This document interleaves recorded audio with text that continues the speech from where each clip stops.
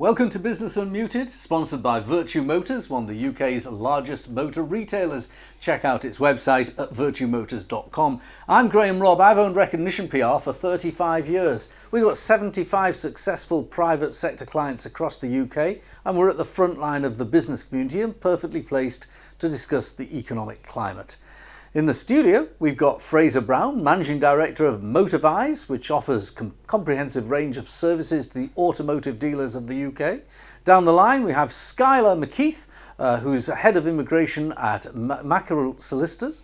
She's an experienced corporate and business immigration lawyer and a frequent commentator on news shows like GB News.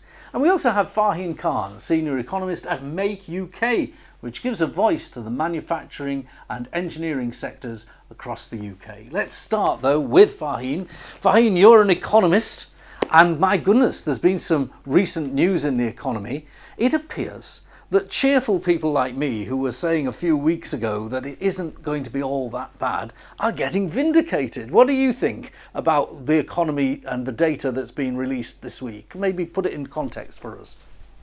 Well, from our perspective, particularly in the manufacturing industry, after experiencing a pretty turbulent time since I could say maybe since 2018, where we have been a very up and down situation, manufacturing, after experiencing a very, very strong 2021 and also a pretty strong 2022 for the first half of last year, have been indicating that the activity has been slowing down, that the inflation that we've been seeing across the economy has started to impact consumers' pockets, and businesses are actually starting to see that their orders are falling. Our expectations from a kind of an economic point of view is that we do think the manufacturing sector's value-added output is probably going to decline in 2023 by around 3.5%. The UK economy, however, is a bit of a mixed bag. It's actually become very difficult to predict what's going to happen. We narrowly avoided a recession, I think, towards the end of last year, when initially we predicted that we would have 2 quarters of decline in output. The expectation at the moment is that maybe we will still get into a recession. It might be a pretty weak one, at least much in relative terms compared to the global financial crisis in 08, 09. But then things are also equally, there is a possibility that things can turn for the better and actually come out stronger as well. So there is a possibility of that happening. But our current expectation is that we're probably going to head for a very weak and mild recession for most of this year before seeing some growth in 2024. Now, Fhaheen, I respect your opinions, and we all have our opinions. Yours are probably more highly educated than mine, so mine's a little bit more based on the clients that I speak to at the front line of my business. But in January, based on the clients I'm talking to in the north of England, on all sorts of different areas, I was saying that it was unlikely that we were going to go into recession. Lo and behold, we didn't. I felt, because I wrote my own personal income tax check out in January, and it was much bigger than I'd expected, that maybe the government would have a surplus this month, but everyone said they wouldn't, and they did have a surplus this month. And when you look at forecasters, the media pays a lot of attention to forecasters, whether it be the IMF or the OBR rather, and they have got it wrong, haven't they? Yeah, I think particularly over the last few years, I think pretty much every major forecast that has been made about the economy has, in hindsight, proven to be wrong. But I think that is more testament to the uncertain environment that we are operating in. What we see from our own members is that when they predict orders are going to increase on that following month, they tend to find that in hindsight that did not happen, whereas in months where they expect orders to decline, they may actually see an uptick. Uncertainty has become a major problem, I think, not just for forecasters, but I think even businesses alike. I mean, of course, if you weren't sure about how your businesses were going to perform over the next 3 months and suddenly you got a surge in orders, that's a good thing. And you can look back and think, okay, I'm glad that happened. But it has become very difficult. And I guess that does raise the question is how much faith can we put on forecasters, especially if those predictions are actually dictating some of the decision making that we're seeing in the economy as well. I think that's a fair point. Can I? Because I'll Yes, flash of some course. for viewers of the podcast. There's some newspaper headlines from today about whether we're not going to recession and how the government is going to spend its surplus before it's really got hold. But if the government is going to take major decisions about whether corporation tax goes up or whether super deductions are going to be maintained based on flawed forecasting. And the forecasting was so flawed, and I, a mere small business in the northeast, could say from my own personal experience talking to real businesses where it was, or the Bank of England sits around in the MPC and decides the interest rate based on inflation and last year gets it wrong. How can people have confidence? I mean, I bet your forecast was more accurate because it's specialist in manufacturing, but how can people have confidence in forecasters? Indeed, our own forecast of how we expected manufacturing to perform in 2022 was pretty accurate. The industry did show a decline, but that's only because in 2021 they did so well that due through the normalization of activity in 2022. But I think forecasting still plays a pretty important role in decision making. For example, understanding whether things are going to be up and down can affect businesses on how cautious they are in their decision making from investment, from the acquisitions that they make and productivity and digital technologies. And they may find that if you are expecting, as an example, a downturn in the economy over, let's say, the next 3 months, then you may play it more safe in the way you operate your business, which in hindsight, through that decision making results in a not as bad as outcome as what would have initially been expected. I think that's often what we'd like people to approach and how they use forecasts.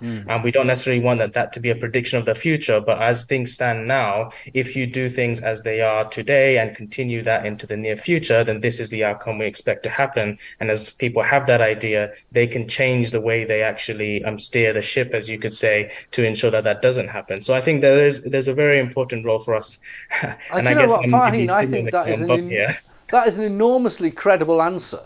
Yeah. And I certainly think that even the small business like my own will look at the IOD forecast and so on. That's a really good answer. But unfortunately, the government has legislated to take the forecasts into account, hasn't it? It doesn't.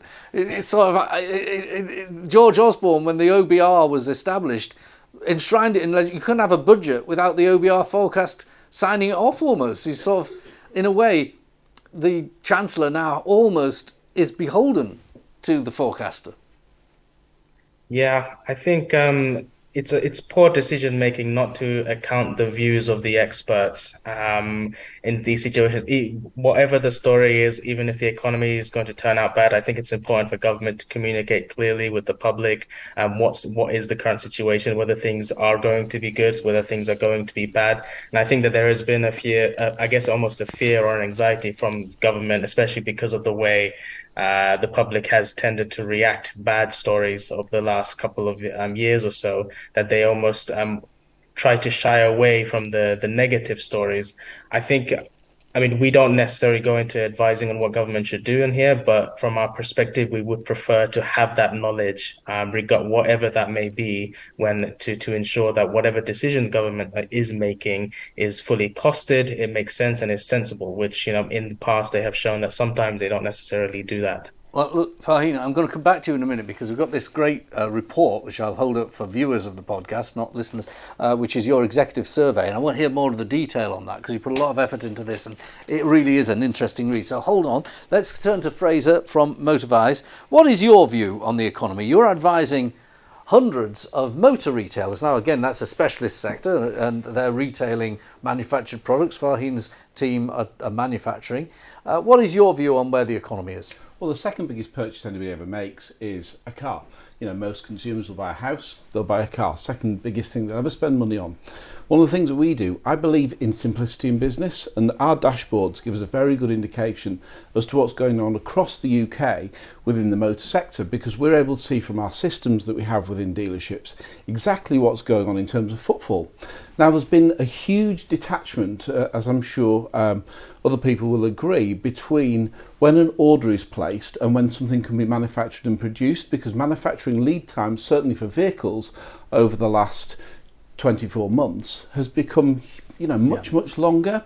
So the length of time it takes from an inquiry coming through the door, which is the first indication that we have that there is a demand for something, to that order being placed, to that then being produced, manufactured, delivered, which, logistics have been a huge issue in the motor industry, getting vehicles from where they're made to where they that the consumer is, and then ultimately getting the vehicle registered, which is what the SMMT use, and then invoiced by the dealerships. So that whole thing has taken so much longer.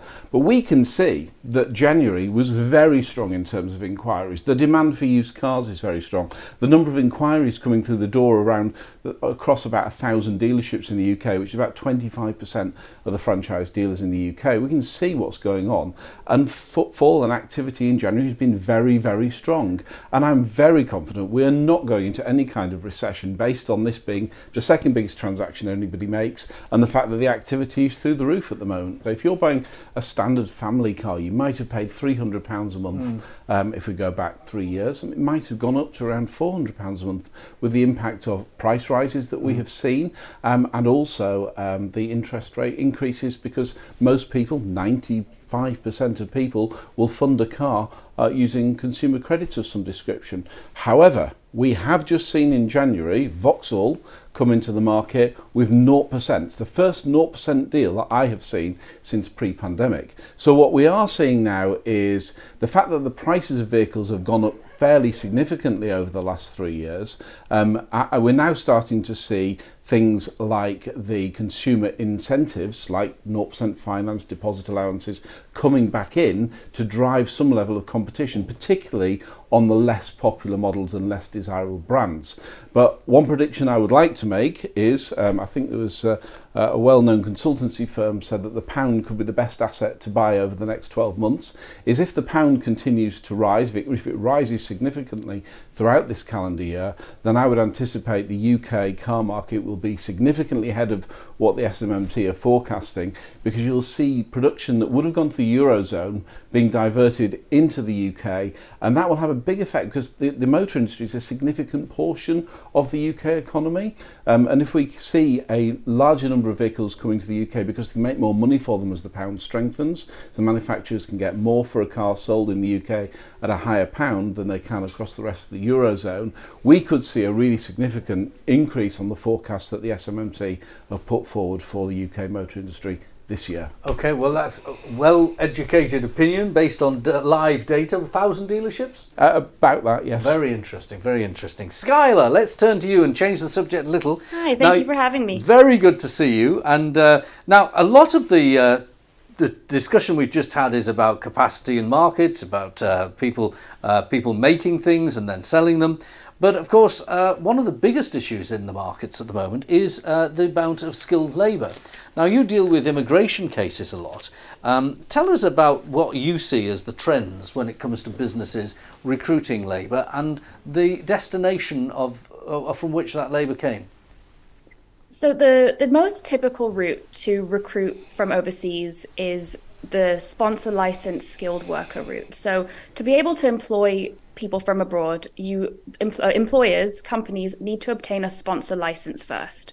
So they need to have that sponsor license in place. From there, they can issue certificates of sponsorship to the people that they identify from abroad. They are then able to apply for skilled worker visas on behalf of these individuals, and they can then come to the UK. But they have to be undertaking eligible jobs.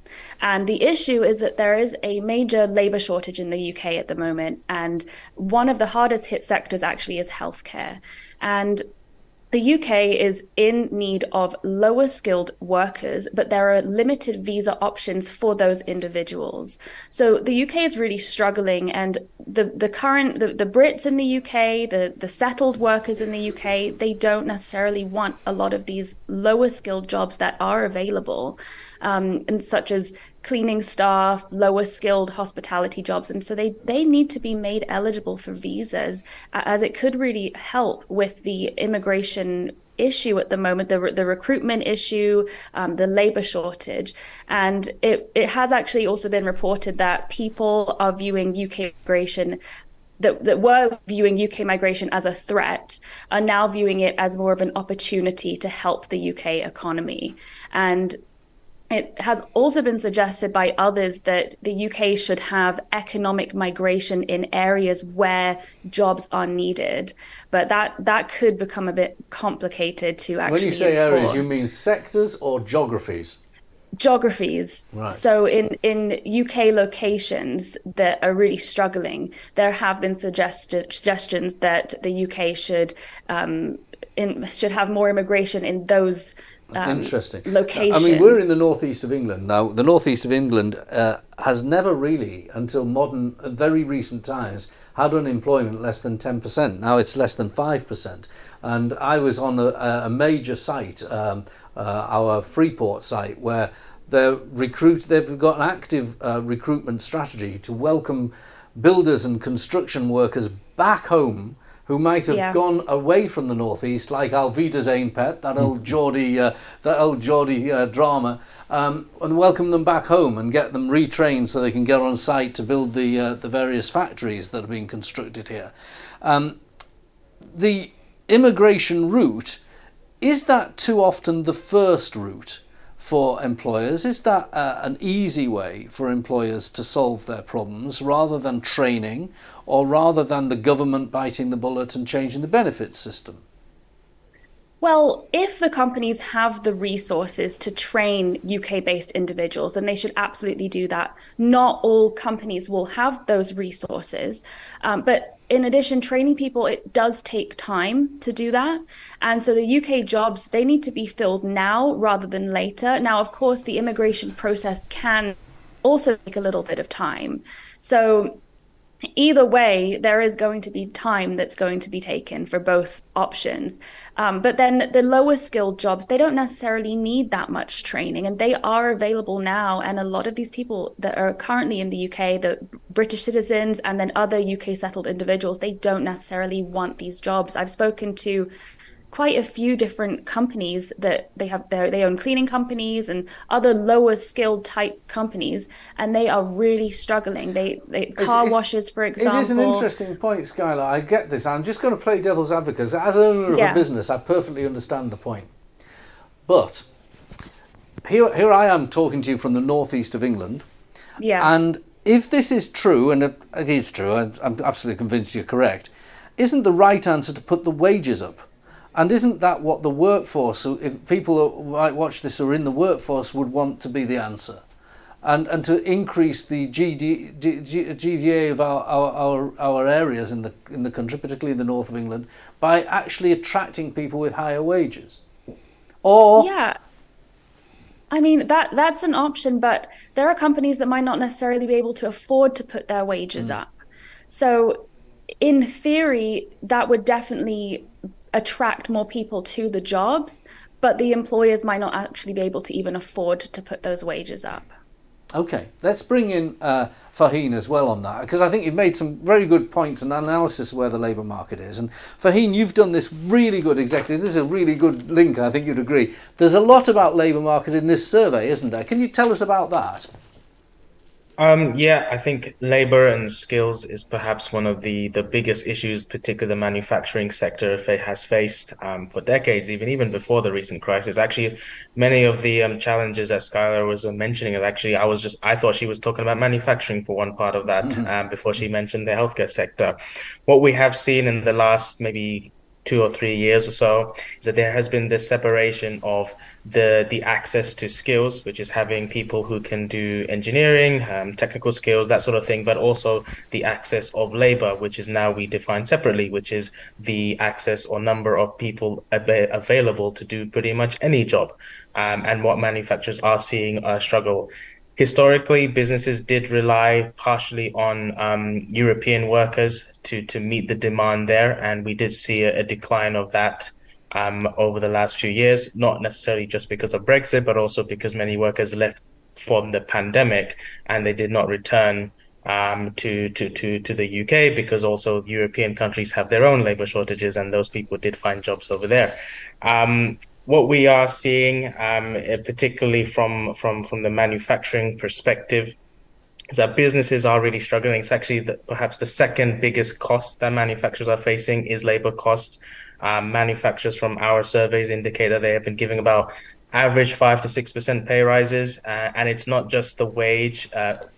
the way people define jobs and the quality of jobs is no longer just by wage, but also how things have changed from, let's say, working from home, which is not something you can do necessarily if you're in manufacturing, particularly if you are an on-site production staff, where your colleagues that work in HR and finance can go home and work from their houses. And so businesses are now struggling to compete, not just on salaries, but also how do they actually provide that sort of work-life balance that people are after. So it is interesting. I think it's the biggest issue that manufacturers face, maybe perhaps outside of energy, which is the more recent issue. And when we're not talking about energy, manufacturers only talk about skills and labor.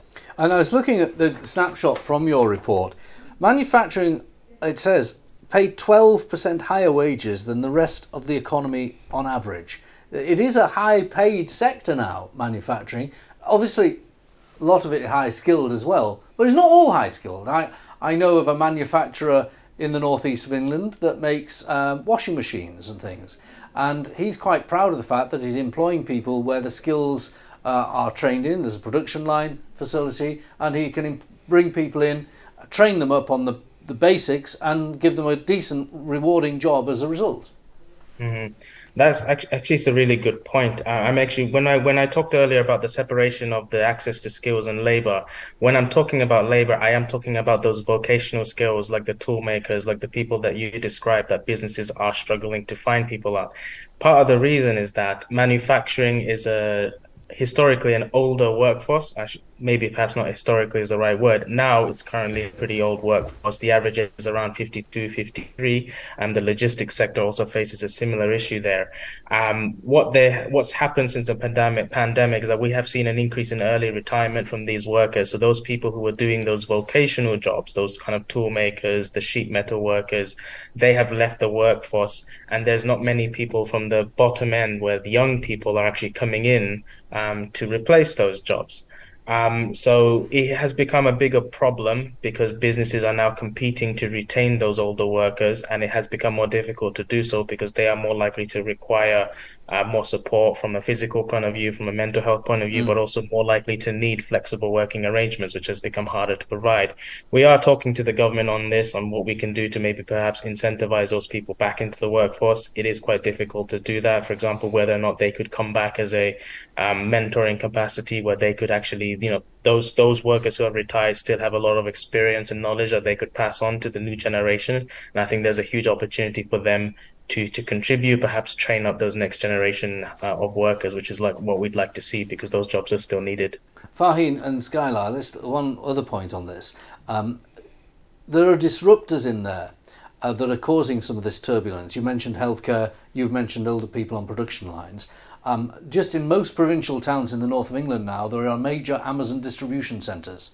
If you want to work in a big Amazon warehouse in our own town where this broadcast is located, Darlington, you're talking about £26,000 to £30,000 a year can be earned doing a job which is not maybe as specialised as manufacturing or as kind and caring and specialised in its own way as healthcare. These disruptors are having an impact, aren't they? Skylar? Yeah, they could very well have an impact. However, there's a list of eligible jobs to be able to apply for a skilled worker visa, for example. And so there may be jobs in these Amazon warehouses that are eligible for people to apply for visas. There's also a problem with the government is currently planning on reducing migration to the UK, and the Prime Minister recently announced that he plans to reduce migration amongst international students. So he's going to crack down on students enrolled to study so-called low-quality degrees. Yes. And that is a problem because students bring financial benefits to the UK, and then a lot of them do choose to stay in the UK after completing their studies. And the knock-on effect of this will be that there won't be many students able to stay in the UK after completing their studies because they won't be in the UK to begin with. So it's a problem. It will negatively impact universities outside the southeast of England as well. And in addition, how is low quality going to be decided? And at the same time, the government is happy to fund UK students to study these low quality degrees, but then they're going to limit the amount of foreign students that can come into the UK to study these degrees. Now, I know we're going to see problems in the future with this. I know your law practice does help employers and employees to tackle these hurdles, doesn't it? Yes, we do. I was talking to somebody in the healthcare profession who was saying that it can cost £9,000 per employee to go through the hurdles. Hopefully you're not going to be charging that much, but nevertheless there are licenses and there are costs associated with this, aren't there? Yeah, it's a very costly process, and if a company is a small company, they might not even be able to afford to undertake this process. So they'll be really stuck. I've spoken to many people, they don't know what to do. It can cost thousands just to bring one person to the UK. Okay, I'm going to last words to Fhaheen and Fraser. Fhaheen, first of all, what did you have to think about what I said about the disruptors causing the issues like the Amazon warehouses? And final point is, what are you asking the government for in the budget?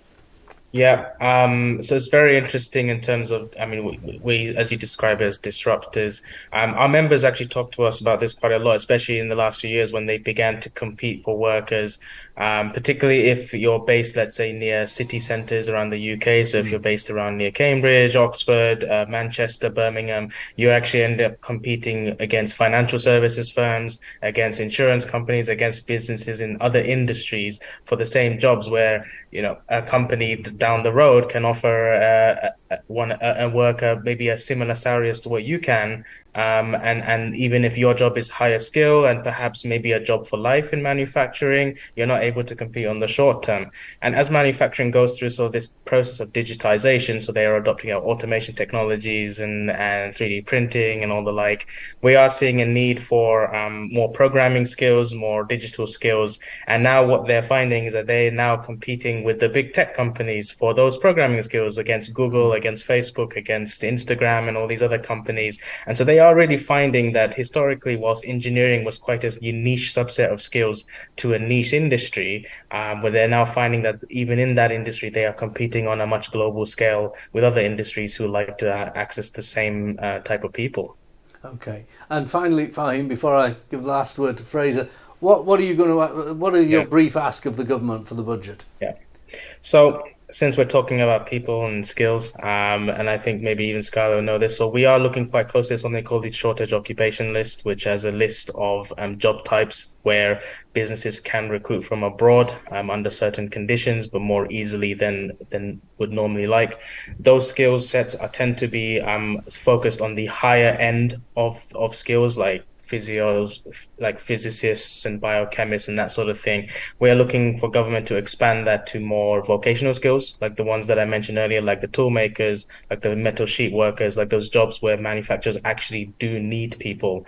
The second thing that we're looking at with government very closely, and I know they're quite interested in this at the moment, is how do we actually make use of those people that have retired early and left the workforce, and actually can their knowledge, because they still have those skills even if they're choosing not to use them, can they come back? How can we incentivize them to come back and teach the next generation? Something called the Workforce Industry Exchange Program, which is essentially becoming a teacher of a kind, where you're able to teach the young, those who are interested, those who maybe are not necessarily looking to go to university, to pick up those skills where the older workers might have left. So those are two areas that we're looking at. And then there are others where we won't go into it today, but on energy, on trade, and on investment as well, that we are speaking to government on. Thank you, Fhaheen. Thank you, Skylar. You've heard a lot of things there.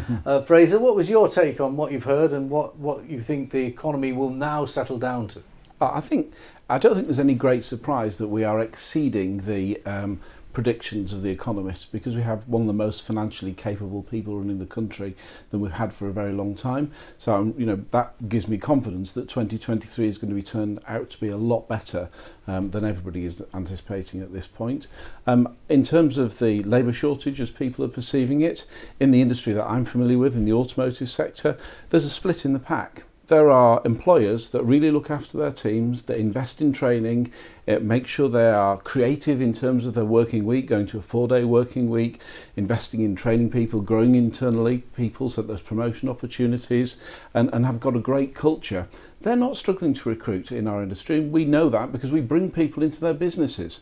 There are other parts of the same industry where they are not treating their staff very well, they're not investing in their people, they don't have a good culture in their business, and as a result we're ending up in a place where they're really struggling to get people. So I think for those businesses that do look after their people, that grow people and have a great culture, there's not going to be a major problem with staff. The only one thing I would say is I think the education system in this country is letting people down. I don't think we're bringing people into the trades and into the tool makers and the other places, that the other professions that we talked about there, but the trades where people would have gone through a technical college from the age of about 14, that whole thing seems to be broken right now. Where are our plumbers and our bricklayers and our joiners of the future coming from? Because as we've said previously, they're all retiring. So I think there's a whole range of things at play, but I am very confident about the future for this year. Skylar, Fhaheen and Fraser, thank you for joining us. That's it for Business Unmuted this week. Catch you again next week.